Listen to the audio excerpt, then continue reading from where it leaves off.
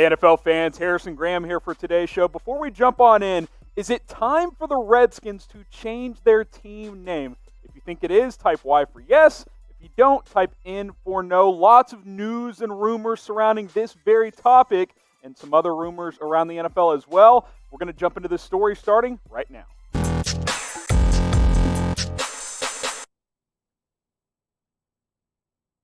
All right, let's jump into the biggest story of the day around the NFL, the Redskins team name controversy. Could it actually be changing this time? I think it's pretty likely. Lots of reports out there, Ian Rappaport and others saying, look, a name change is likely. The Redskins are doing an internal review. They're talking among high members in their organization. Ron Rivera is working with Dan Snyder. Roger Goodell has even been involved in the process as well. And hey, let's be honest. This really, took it to another level when FedEx, the sponsor of the Redskins Stadium, FedEx Field since 1997, told the Redskins, basically requested, hey, you got to change your mascot.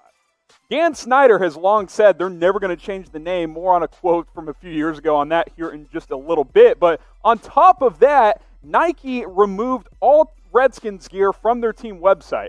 That's a problem. At the end of the day, NFL owners' number one priority is to make money. That is the main priority. That's why they're in this industry. Sure, they want to win. Sure, they have pride, this and that, but it's about printing cash. Let's be honest. Here's a quote from Dan Snyder in the last few hours or so as the Redskins go through this process, saying, this process allows the team to take into account not only the proud tradition and history of the franchise, but also input from our alumni, the organization, sponsors, the National Football League, and the local community it is proud to represent on and off the field. So there you have it. It seems that, they're reviewing, they're going through this process. That's a different tune from what Dan Snyder said a few years ago. Here was him back in 2013. We will never change the name of the team. As a lifelong Redskins fan, and I think that the Redskins fans understand the great tradition and what it's all about and what it means, so we feel pretty fortunate to just be working on next season. We'll never change the name. It's that simple. Never. You can use all caps. 7 years later, 2020, I guess by never he meant we won't change it over the next 7 years because there is great momentum to the Redskins changing their name. This has long been a controversy of, is this, crossing a line, having your team name be the Washington Redskins? And to be honest, it probably is time. This is a tweet from Mike Jones, who covers the Redskins in the NFL for USA Today, said, hey, asked two different people very plugged in to Snyder's decision-making about this name review and the chances of Redskins remaining. Both said it's over. Snyder's got no choice. And the reason, again, that he has no choice is because FedEx has requested a name, number one sponsor of the stadium. You're probably thinking, you could find a new stadium sponsor. Yeah, you probably could. But when Nike, the apparel sponsor of the NFL, removes Redskins gear from their website, you don't really have a choice. At that point, it's beyond pride. And again, I'll say this one more time. NFL owners are in this business to make money. And if you can't sell Nike gear through their website, your main sponsor of the stadium wants you to change your name, you may not have a choice. So we came up with a few potential names, and these have been circulating around the internet as well. The Washington Red Tails. How about the Washington Senators? Bring them back just for the football field this time. The Washington Warriors is a popular one. How about the Washington Pigskins? I think that could be kind of fun. And then the Washington Sentinels. The replacements, anyone? Yes, no? Those are a few ideas. Lots of them are circulating the internet. I want to ask you, though, and I'll make this the pinned comment on today's video, so scroll on down there and answer this question. Reply and weigh in. What should the Redskins' new team name be? Go ahead and let me know. Again, looks like the Redskins are out. What do you want the new mascot to be? Go ahead and reply on the pinned comment. All right, next story here. The Packers may not be having fans in stadiums. This shouldn't come as a huge surprise, but this is kind of the first, notable team coming out and talking about this publicly. They've reached out to season ticket holders saying, hey, we may not be able to have fans in the stadium this season. And let's just make this plain and simple as I talk here on July 3rd, about a couple of months until the season begins, less than 2 months until the preseason is set to kick off. COVID-19, coronavirus, this is going to be a problem for the 2020 NFL season. There's no avoiding it. I've yet to hear a good plan by the NFL on what happens if players test positive during the season. Yet to hear one. What happens? So I think the season will start. Will we have a full season without any interruptions?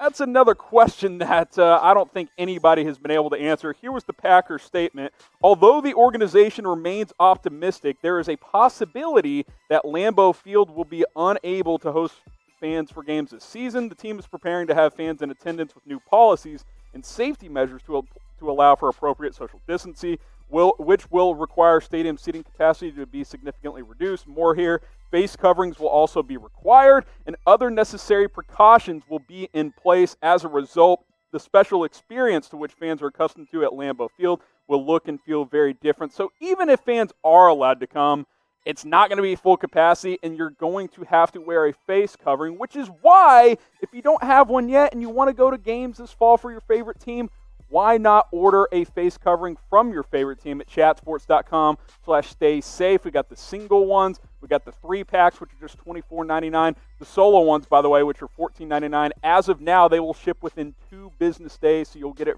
fairly quickly, within a week or so, as they will ship out within 2 business days. So take advantage, chatsports.com/stay safe. I know here in Texas, just in Dallas County alone, 1,000 new positive cases today. Got to wear a mask, try and flatten this curve, send this the other direction if we want football this fall. I want football. If you do, go to chatsports.com/stay safe and wear a face covering. Looking at this quick timeline of kind of the NFL preseason the next month or so, July 28th is when most teams are set to report to training camp. August 20th through 24th, remember, preseason week 1 and week 4 have been scrapped, so week 1 and 2 will be the 20th through the 24th, and then the 27th through the 31st. And then September 10th, just about 9 weeks from now, is opening night. Chiefs versus Texans, Thursday night football. We're closing in. The coronavirus is going to be an issue. I don't want to be a Debbie Downer, but the Packers are letting their fans know. Other teams have said, hey, you can get your money back from season tickets this year. We'll see how all NFL teams end up handling this, how the league itself ends up handling this. But as of now, this remains a concern, and it's going to be a concern on into the season. What do you guys think? Will there be fans in stadiums this year? If you think they will, type 1 for yes. If you don't, type 2 for no. I think there will be some fans, but I could also see a scenario where we start the season and it's 25-50% capacity in stadiums. Then midway through, they just take fans out because COVID-19 is not going away. But let me know, 1 for yes or 2 for no. Now, this is a juicy rumor here. How about Antonio Brown to the Houston Texans? Now, this isn't a legitimate league source reporting this or something like that, but Chad Johnson, who's one of AB's mentors, he stays connected with the league and with NFL players, tweeted AB to the Texans, which got people swirling around, people excited. Obviously, you guys know, we've been talking about it here on Chat Sports. Antonio Brown has been working out. He's catching passes from Russell Wilson, Dwayne Haskins. He's still well connected with the league and wants to return in 2020. And keep in mind, he will likely face a suspension once he does return. But this caught Deshaun Watson's attention. I'll put this photo up on screen for you guys. He's got the little Drake meme peeking out the window at Chad Johnson's tweet there of AB to the Texans. And hey, Deshaun Watson might want a proper replacement for DeAndre Hopkins, because as good as Brandon Cooks is, Randall Cobb's a nice player, not exactly DeAndre Hopkins. Now, I want to put these two side by side and forget all the off-the-field nonsense, forget the ego, all that from AB. Who's the better receiver? Is it DeAndre Hopkins or is it Antonio Brown? If you think it's Antonio Brown, type AB. If you think it's Hopkins, type DH. Remember, all off-field shenanigans aside, just talent alone, let me know, AB or DH. And while you're doing that, while you're answering that question, please hit that big red subscribe button. We want to hit the 200,000 subscribers before the 2020 NFL season kicks off, assuming it starts on time.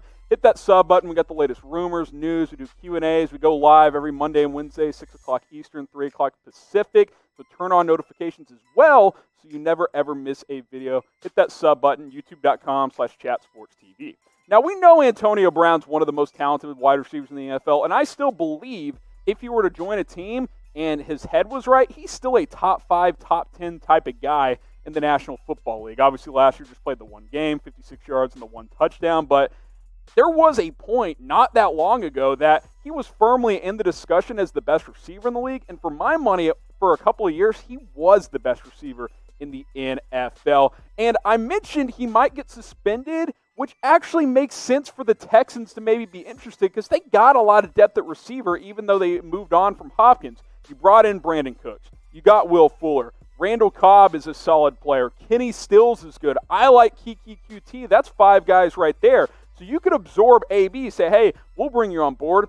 6-game suspension, no problem. You come in fresh week 7, come be our number 1, number 2 type of receiver opposite of Brandon Cooks. We're ready to make a playoff run. It's intriguing. I think the Texans make some sense. I'll be very, very fascinated to see where AB signs for the 2020 season.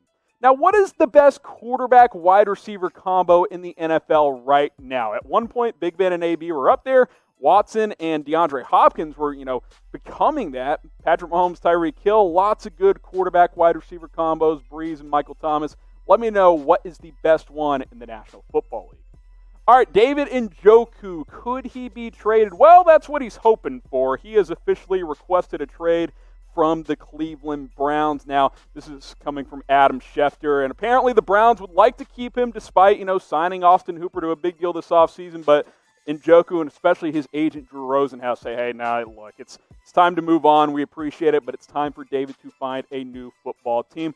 Last year stayed hurt, only played in 4 games, had just the 41 yards and a touchdown, but really broke out back in 2018. I still think this is a young, talented tight end that has tight end 1 potential. Could be a starter on a football team if he can stay healthy. And obviously that's not going to be in Cleveland when they brought in Austin Hooper. So he's looking for a fresh start, looking for a new opportunity. Be very curious to see where he ends up heading for the 2020 NFL season.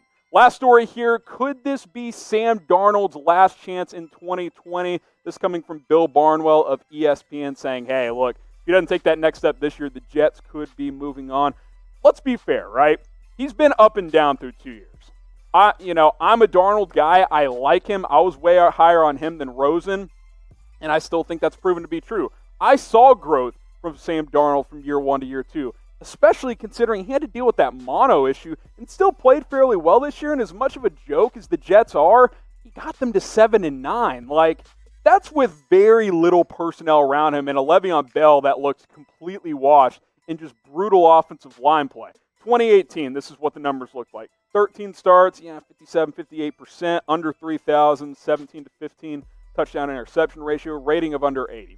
Okay, not very good, but rookie year, got the experience. Keep in mind, no talent around him. 2019, I saw growth. Completion percentage, almost 62. Over 3,000 yards in the same amount of starts. 19 touchdowns, 13 picks, so that ratio is getting better. The rating slightly higher as well at 84. Now, we didn't take a huge step in 2019, but I saw enough growth where, 2020, if he takes another similar step, I think he's worth continuing to invest in.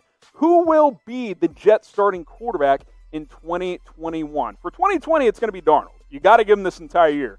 But will he be the starter in 2021? That is the question for you guys. Go ahead and let me know in the comments section. Now, you look at what the Jets brought in this offseason. You bring in a guy like Brashad Perriman.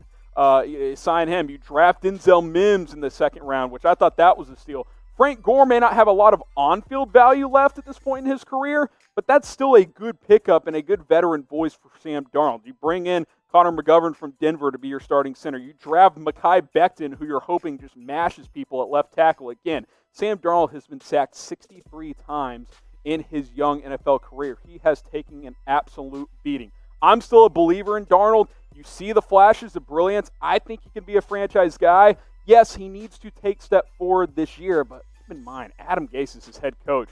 Are we really going to put his entire career on 2020 under Adam Gase? I wouldn't. We'll see what happens with Darnold and the Jets this season.